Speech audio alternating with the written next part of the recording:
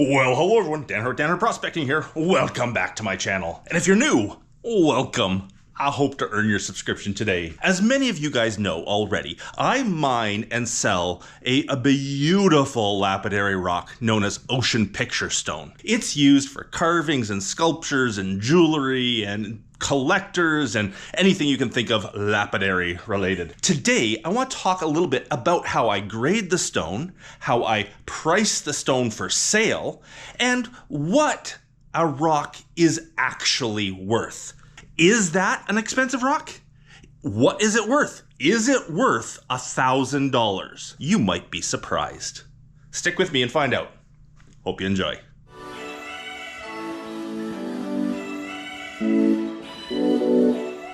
Now today, I'm not in my own shop. I have a shop at home where I do all the cutting and prep work for my stone. Today, I'm in the 1120 Rock Club's workshop. That's the Kelowna Rock Hound and Lapidary Workers Club. And I'm here today because in about half an hour's time, I've got a bunch of people coming in to do a workshop to learn about lapidary work. I've got a bit of time to kill right now. Let's talk about ocean picture stone. Now, after I mine my stone, I take it home, I cut it, I see what's actually inside it. I grade it into a bunch of different grades, low through premium, through specimens, all sorts of stuff. And from there, I price it accordingly to go onto my website to sell. Now, low grade material is material that has very little blue in it or doesn't have a great scene or is really fractured up, and I sell it quite inexpensive. $20 a pound.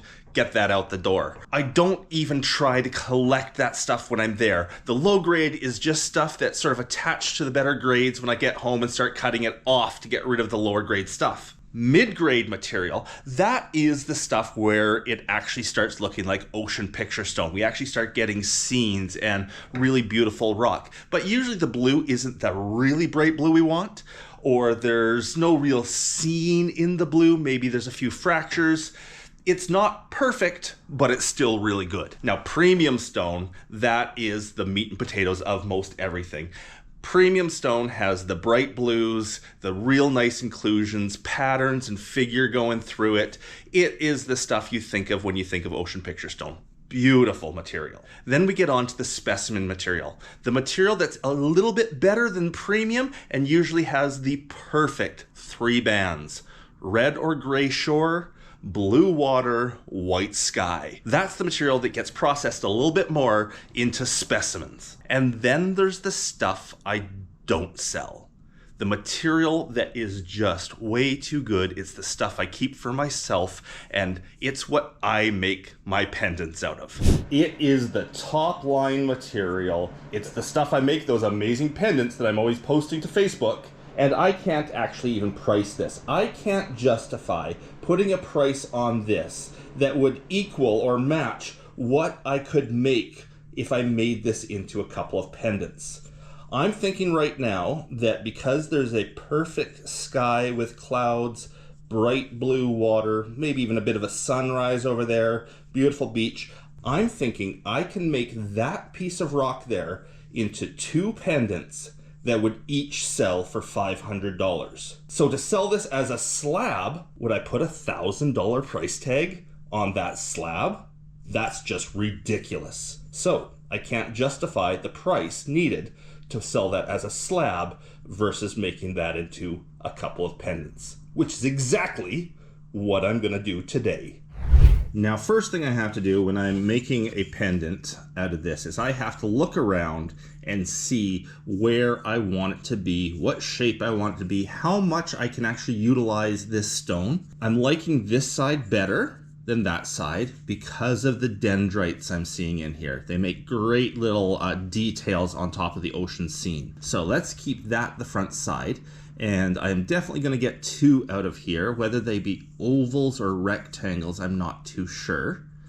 We'll try not to use too much of the host at the bottom, but we want some for shoreline, so we're probably going to cut it off at about that level right there. Keeping it all the blue, obviously, and then because this piece has such amazing clouds, we definitely want to keep those clouds into the mix here.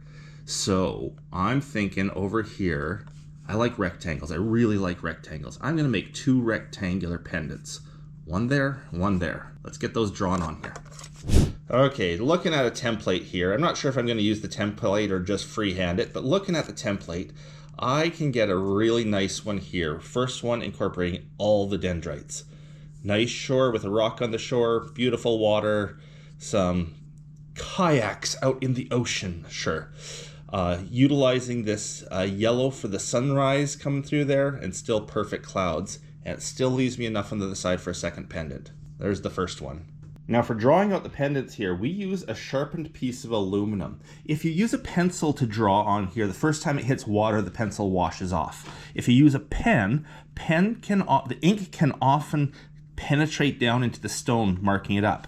Aluminum, sharpened aluminum, just leaves a line of aluminum on the surface that will easily go away, but won't penetrate in and won't wash off. So there we go, a nice rectangular pendant. When I go to cut this out, I might actually make it a little taller than what the template showed there, because I love the sky, I love the clouds so much in this piece. So might just utilize a bit more of that material. And there looks to be a second one, exactly the same size and shape right beside it. Looks like we're making two identical twin pendants today.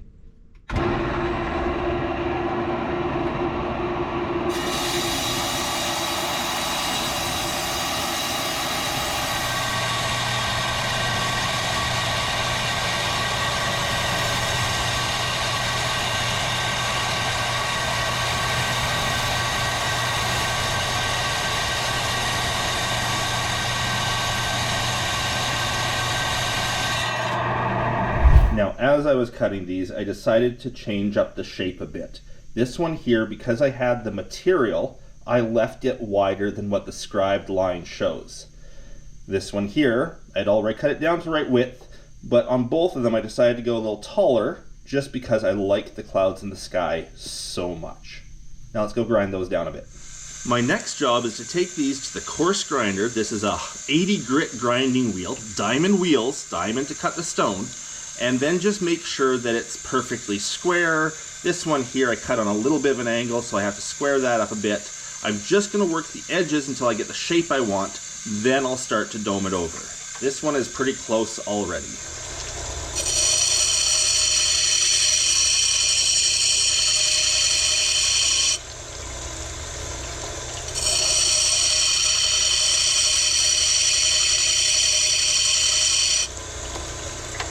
This one here needs a bit more work.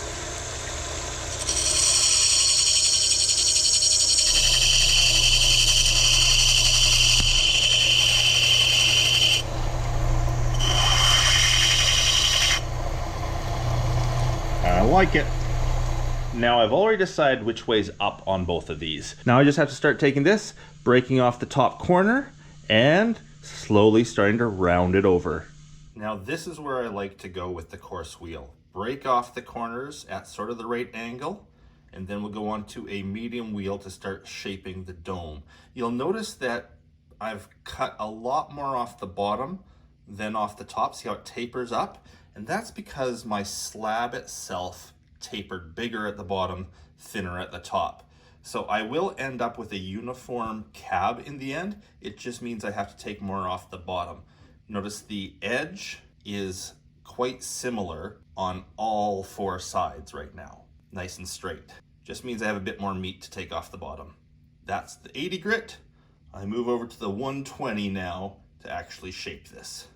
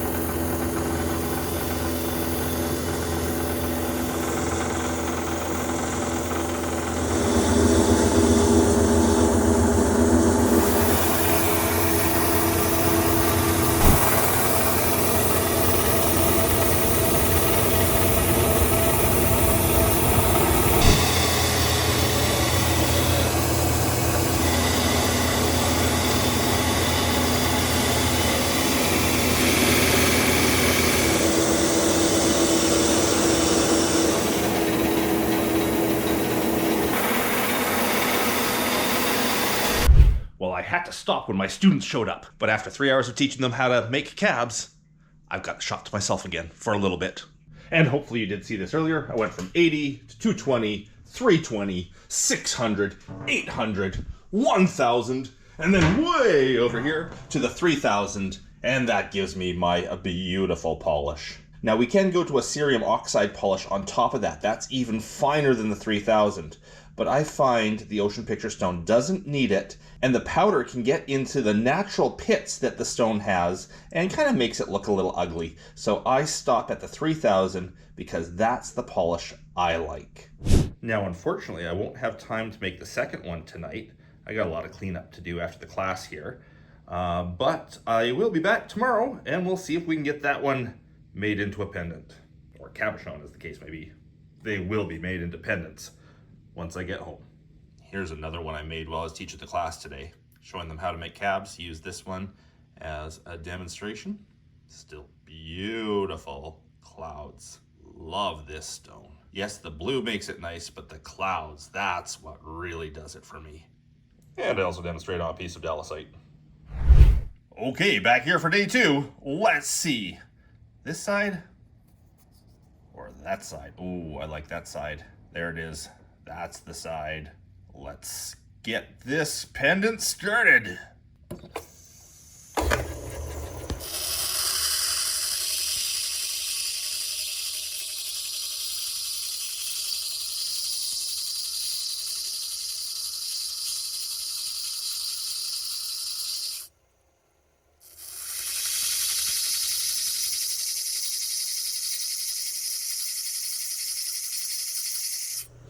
And that's where I take it with the coarse wheel.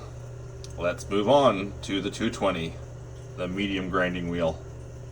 And we can start doming over the top.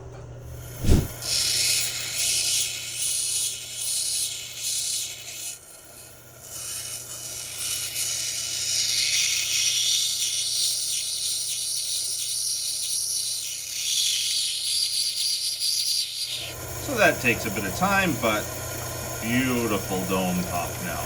Now I can move on to the soft wheels, where I start taking out any scratches and flats that the hard wheels left behind. And the 320 wheel is actually a soft wheel, so when you push the cabochon into it, it curves, it bends to the curve of the cap, and it starts taking out any flats that these hard wheels left behind. And 600. And now the 800. Each consecutive grit gets finer and finer and finer. And all they're doing now, they're not shaping it anyway. They're just taking out, like the 600 leaves 600 grit marks. The 800 takes out the 600 grit marks and leaves 800 grit marks. The 1,000 removes the 800, leaves the 1,000, and then we're on to the 3,000. And by the time you get to 3,000, the marks that are left behind by the sandpaper are so microscopically small, it's basically buffed.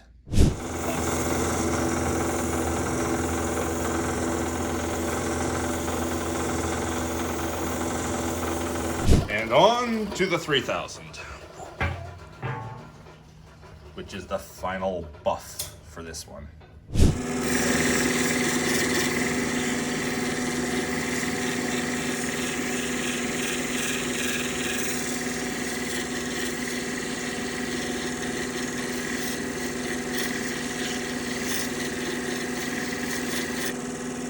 Now, some of you out there in the know are probably saying, hey, 3,000 isn't enough for a buff. You should be going to 5, or you should be going to 10, or 50. Well, I find 3,000 is giving me a really nice finish. And as I said, I don't like what cerium oxide does to this stone. If I had a 5,000 wheel, I probably would go that way. But for what I've got, I really like the finish the 3,000 leaves. Now, those each took an hour and a half, maybe 2 hours to make. But it also took hundreds of hours in the quarry finding just the right stone. Hundreds of hours slabbing hundreds of pounds of material to find just the right rock. And, hours and hours and hours of research and digging and everything that's involved before you get the absolute perfect cabochons. And yes, as I said before, I sell lots of mid-grade stone. I sell lots of premium stone. I sell lots of specimen grade stone. But when it comes to these absolute perfect pieces, I can't put a price on them to sell, because a little bit of work on my part and I can sell them as finished products for a whole lot more. And we know the internet is full of negative people, and they're probably saying right now, there's no way that's worth $1,000, those two cabs. Well, let's see if they're right. Let's see if these things sell for $500 a piece. As this video gets released, I will put these up on my website, made into pendants, and see if I can get $500 each. Maybe this isn't $1,000 rock. We'll let the market decide.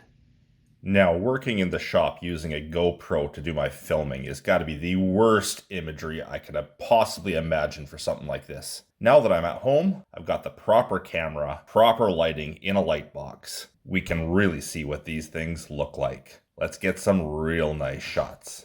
Now, I did take these back and give them one more polish. I wasn't quite happy with the milky polish I got that first time around, so I went and polished one more time and got a beautiful finish on this. This is my favorite of the two. It's the smaller of the two, but I love the dendrites in it, giving some detail to the water. Bit of a sunset on the right, or sunset or sunrise on the one side, and then the clouds are perfect. If I had a choice between the two, that's the one I would go for. Now this one is slightly bigger. It's the bigger of the two. Bright blue water, great clouds, and that one inclusion up in the clouds kind of makes it look like the sun is behind the clouds poking through right there. As I said, it's a bit wider, a bit taller, a bit bigger, and still beautiful pendant. Yes, I do like the other one better myself, but everyone's gonna have their favorites. And as I said, once I post this video, I'll put these two both up for sale on my website, www.danhurdprospecting.com, and we'll see how long it takes them to sell at $500. And once they sell, I'll leave a comment in the video, the top comment pinned, how long it took. Was that really $1,000 stone? Let's see. Well, there you have it. Ocean picture stones, its different grades, how I price them, and what the value of that stone actually is worth. Is that $1,000 stone? We'll see what the market says. Big thanks right now to the 1120 Rock Club for having this amazing shop here and allowing me to work in it. And if you are into rock hounding and lapidary work and haven't yet found the club in your area, make sure you do that. Rock clubs are amazing, full of like-minded individuals who know the trade, know the area, know the deposits around you, and great to hang out with. If you haven't found your local club yet, find your local club and get involved. If you're in the Kelowna area, it's the 1120 Rock Club. We meet the fourth Wednesday of every month, and we do field trips out to many claims, many sites all over the place, all the time. Check us out. Hope you enjoyed the video. If you did, please leave me that thumbs up. If I haven't earned your subscription yet, I hope I earned it today. And a big thanks to everyone for watching, especially my patrons. Until the next video, everyone. Bye.